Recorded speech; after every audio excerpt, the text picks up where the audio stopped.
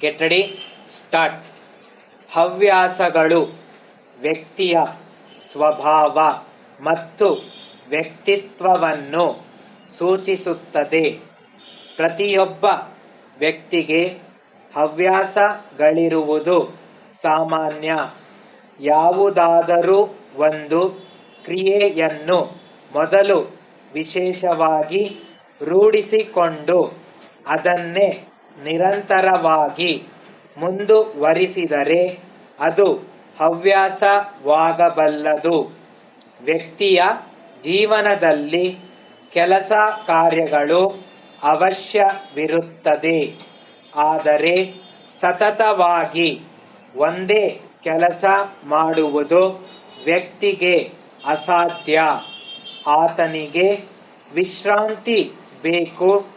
ವಿಶ್ರಾಂತಿ ವೇಳೆಯಲ್ಲಿ ಮನಸ್ಸು ಶಾಂತವಾಗಿಡಲು ಮತ್ತೊಂದು ಕೆಲಸದಲ್ಲಿ ನಿರತನಾಗುವುದೇ ಹವ್ಯಾಸ. ಹವ್ಯಾಸದ ಮೂಲ ಉದ್ದೇಶ ವಿಶ್ರಾಂತಿ ಸಮಯದಲ್ಲಿ ಸಂತಸವಾಗಿರುವುದು.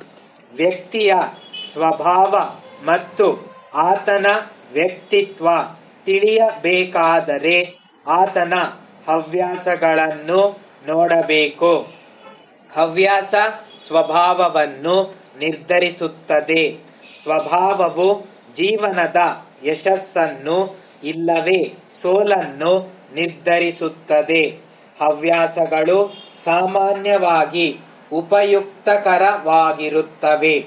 ಹವ್ಯಾಸ ಮತ್ತು ಚಟಗಳ ಅಂತರ ತಿಳಿಯಬೇಕು. ಚಟಗಳು ಹಾನಿಕಾರಕ ಮತ್ತು ಅಪಾಯಕರವಾಗಿದ್ದರೆ ಹವ್ಯಾಸಗಳು ಉಪಯೋಗಕಾರಿ ಮತ್ತು ಲಾಭದಾಯಕವಾಗಬಲ್ಲವು. ಹವ್ಯಾಸಗಳು ವ್ಯಕ್ತಿಯ ಜ್ಞಾನವರ್ಧಕಗಳು, ಸ್ನೇಹದ ಕೊಂಡಿಗಳು. ಕೆಲ ಹವ್ಯಾಸಗಳು ವ್ಯಕ್ತಿಯ ಗೌರವವನ್ನು ಹೆಚ್ಚಿಸಿ ಮನ್ನಣೆ ತರಬಲ್ಲವು. ಹವ್ಯಾಸಗಳಲ್ಲಿ ವೈವಿಧ್ಯತೆ ಇದೆ. ಹವ್ಯಾಸಗಳನ್ನು ಸಾಮಾನ್ಯವಾಗಿ ಬಾಲ್ಯದಲ್ಲಿಯೇ ಬೆಳೆಸಿಕೊಳ್ಳಬೇಕು. ವಿದ್ಯಾರ್ಥಿಗಳು ಹವ್ಯಾಸಗಳನ್ನು ಬೆಳೆಸಿಕೊಳ್ಳುವುದರಿಂದ ಅನೇಕ ಪ್ರಯೋಜನಗಳಿವೆ. ಕೆಲವರು ತಮ್ಮ ಜೀವನ ಪರ್ಯಂತ ಕೆಲ ಪ್ರಮುಖ ಹವ್ಯಾಸಗಳನ್ನು ಮುಂದುವರಿಸಿಕೊಂಡು ಹೋಗಬಲ್ಲವರಾಗಿರುತ್ತಾರೆ. ಹವ್ಯಾಸಕ್ಕೆ ಮುಖ್ಯವಾಗಿ ಆಸಕ್ತಿ, ಪ್ರೀತಿ, ದೃಢ ನಿರ್ಧಾರ ಮತ್ತು ಸಂಯಮ ಬೇಕು. ಅಂಚೆ ಚೀಟಿ ಸಂಗ್ರಹಣೆ ಮತ್ತು ನಾಣ್ಯ ಸಂಗ್ರಹಣೆ ಮುಖ್ಯ ಹವ್ಯಾಸಗಳು. ದೇಶಗಳ ಹಲವಾರು ಕಾಲದ ಹಲವಾರು ವಿನ್ಯಾಸಗಳ ವ್ಯಕ್ತಿಗಳ ಚಿತ್ರವಿರುವ ಅಂಚೆ ಚೀಟಿಗಳ ಸಂಗ್ರಹಣೆ ಮಾಡಬಹುದು. ದೇಶದ ಮತ್ತು ಜಗತ್ತಿನ ಕಲೆ, ಇತಿಹಾಸ, ಪ್ರಾಣಿ ಸಂಪತ್ತು, ಸಸ್ಯ ಸಾಮ್ರಾಜ್ಯ ಮತ್ತು ಪ್ರಸಿದ್ಧ ವ್ಯಕ್ತಿಗಳ ಅಭ್ಯಾಸ ಅಂಚೆ ಚೀಟಿ ನೀಡುವುದರಲ್ಲಿ ಸಂದೇಹವಿಲ್ಲ. ಇದು ಜ್ಞಾನವರ್ಧಕ ಹವ್ಯಾಸ. ಅದೇ ರೀತಿಯಾಗಿ ನಾಣ್ಯ ಸಂಗ್ರಹಣೆ ಹವ್ಯಾಸ ಪ್ರಮುಖವಾದದ್ದು. ದೇಶ ವಿದೇಶಗಳ ನಾಣ್ಯಗಳ ಸ್ವರೂಪ, ಗಾತ್ರ, ಅವುಗಳ ಲೋಹ ಮತ್ತು ಇತಿಹಾಸ, ಕಾಲದಿಂದಾಗುವ ಬದಲಾವಣೆ ಇತ್ಯಾದಿ ಸಂಗತಿಗಳು ನಾಣ್ಯ ಸಂಗ್ರಹಣೆಯಿಂದ ದೊರಕಲು ಸಾಧ್ಯ. ಓದುವುದು ಶ್ರೇಷ್ಠ ಹವ್ಯಾಸವಾಗಿದೆ. ಪುಸ್ತಕಗಳು ಜ್ಞಾನದ ಭಂಡಾರಗಳಾಗಿವೆ.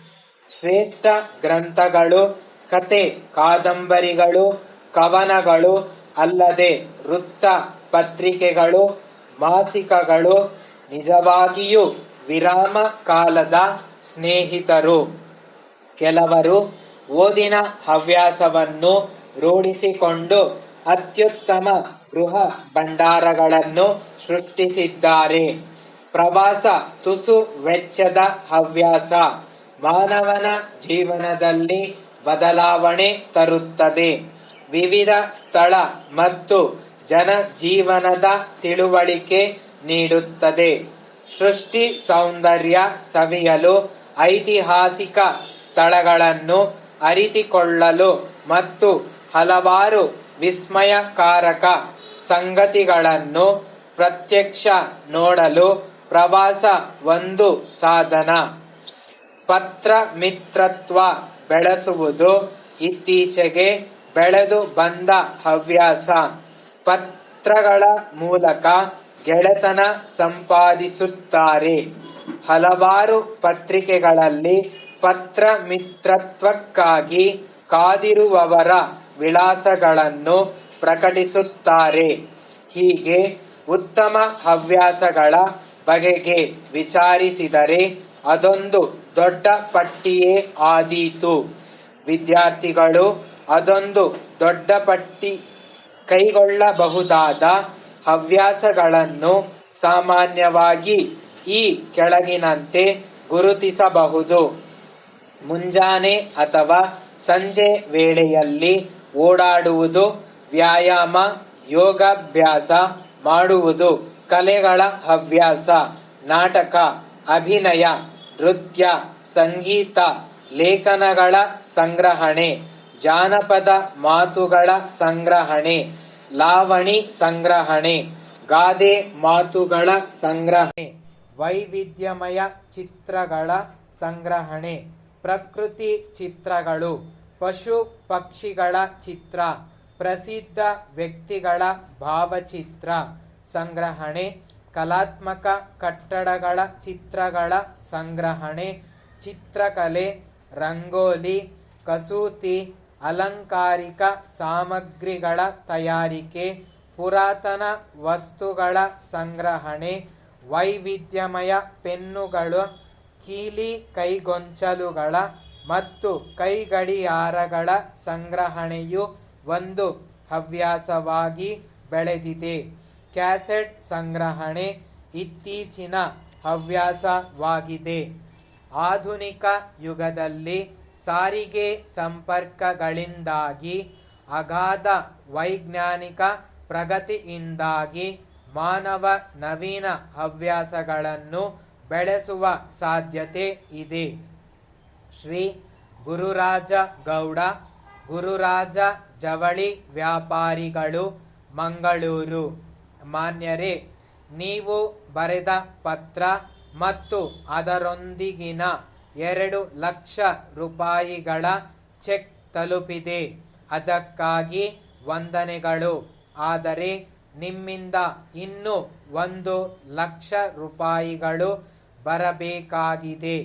ಅದನ್ನು ಮುಂದಿನ ಕಂತಿನಲ್ಲಿ ತಪ್ಪದೆ ಕಳುಹಿಸಿ ಕೊಡುತ್ತೀರಿ ಎಂದು ನಂಬಿದ್ದೇವೆ.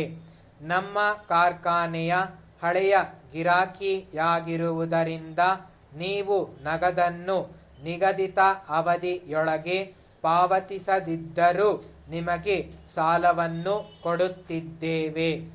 ಆದರೆ ನೀವು ಇದರ ಸದುಪಯೋಗವನ್ನು ಪಡೆಯದೆ ಸರಿಯಾಗಿ ಹಣವನ್ನು ಪಾವತಿ ಮಾಡುತ್ತಿಲ್ಲ. ಆದ್ದರಿಂದ ನಾವು ಇನ್ನು ಮುಂದೆ ನಿಗದಿತ ಅವಧಿಯ ಒಳಗೆ ಹಣ ಪಾವತಿ ಮಾಡದೆ ಇರುವ ಸೀರೆ ಖರೀದಿದಾರರಿಗೆ ಸಾಲವನ್ನು ಕೊಡುವುದನ್ನು ನಿಲ್ಲಿಸಬೇಕೆಂದು ನಿರ್ಧಾರ ಮಾಡಿದ್ದೇವೆ. ನಮ್ಮ ಅಂಗಡಿಯ ಸೀರೆಗಳಿಗೆ ಮಾರುಕಟ್ಟೆಯಲ್ಲಿ ತುಂಬ ಬೇಡಿಕೆ ಇರುವುದರಿಂದ ಕೊಳ್ಳುವವರ ಸಂಖ್ಯೆ ದಿನೇ ದಿನೇ ಹೆಚ್ಚಾಗುತ್ತಿದೆ. ನಾವು ನಮ್ಮ ವ್ಯಾಪಾರವನ್ನು ದೊಡ್ಡ ಪ್ರಮಾಣದಲ್ಲಿ ನಡೆಸುವ ಉದ್ದೇಶದಿಂದ ಗುಜರಾತಿನಿಂದ ಸೀರೆಗಳನ್ನು ಖರೀದಿಸುತ್ತಿದ್ದೇವೆ. ನೀವು ಪತ್ರದಲ್ಲಿ ನಿಮಗೆ ಇನ್ನೂ 2,000 ಉತ್ತಮ ದರ್ಜೆಯ ಹತ್ತಿಯ ಸೀರೆಗಳು ಬೇಕೆಂದು ಬರೆದಿದ್ದೀರಿ. ಆದರೆ ಈಗ ನಮ್ಮ ಕಾರ್ಖಾನೆಯ ನೌಕರರು ಬೇಡಿಕೆಗಳನ್ನು ಸಲ್ಲಿಸಿ ಮುಷ್ಕರ ಮಾಡುತ್ತಿದ್ದಾರೆ. ಆದ ಕಾರಣ ಈಗ ಸದ್ಯಕ್ಕೆ 1,000 ಸೀರೆಗಳನ್ನು ಈ ತಿಂಗಳ ಕೊನೆಯ ವಾರದಲ್ಲಿ ಶ್ರೀ ರಾಘವೇಂದ್ರ ಲಾರಿ ಸಾಗಾಣಿಕೆ ಮೂಲಕ ಕಳುಹಿಸಲು ವ್ಯವಸ್ಥೆ ಮಾಡುತ್ತೇವೆ. ಉಳಿದ 1000 ಸೀರೆಗಳನ್ನು ನಮ್ಮ ಕಾರ್ಖಾನೆಯ ನೌಕರರ ಸಮಸ್ಯೆಗಳು ಬಗೆಹರಿದ ನಂತರ ಕಳುಹಿಸಿ ಕೊಡುತ್ತೇವೆ. ನೀವು ಪತ್ರದಲ್ಲಿ ಕೇಳಿದ ಉಳಿದ ಸಿದ್ಧ ಉಡುಪುಗಳು ನಮ್ಮಲ್ಲಿ ಪ್ರಸ್ತುತ ಇಲ್ಲದಿರುವುದರಿಂದ ನಿಮ್ಮ ವೇಳೆಗೆ ಸರಿಯಾಗಿ ತಲುಪಿಸಲು ಸಾಧ್ಯವಾಗದಿದ್ದಕ್ಕಾಗಿ ತಮ್ಮಲ್ಲಿ ಕ್ಷಮೆಯನ್ನು ಕೇಳುತ್ತೇವೆ. ಮಾಲೀಕ, ಶಿವ ಜವಳಿ ಕಾರ್ಖಾನೆ.